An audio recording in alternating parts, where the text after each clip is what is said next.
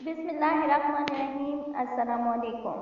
आज हम आपके लिए लेकर आए हैं मैदे की गर्मी को दूर भगाने का नुस्खा।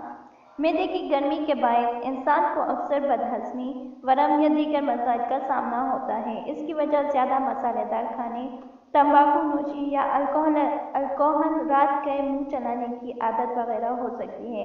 मैदे की गर्मी या इजाफी दर्जे हरारत ज़्यादा तेज़ निज़ाम हाज़मा का नतीजा होता है और इसे कंट्रोल किया जाना ज़रूरी होता है, वरना सेहत के लिए पेचीदा मसाइल पैदा हो सकते हैं।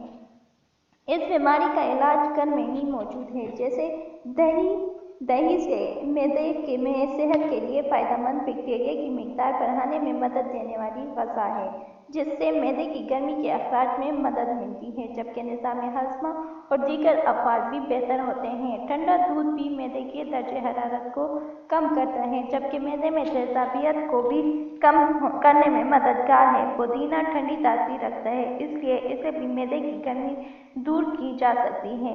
मैदे की गर्मी दूर भगाने के लिए हम दूध, दही और पुदीना इस्तेमाल में ला सकते हैं। इससे हमारे मैदे की गर्मी दूर चली जाएगी और हमारा मैदा अपने एतदाल पे आ जाएगा। अपनी राय से हमको आगाह करने के लिए कमेंट बॉक्स में आए। हमारे चैनल को सब्सक्राइब कीजिए, अपने दोस्तों के साथ शेयर कीजिए। वीडियो देखने के लिए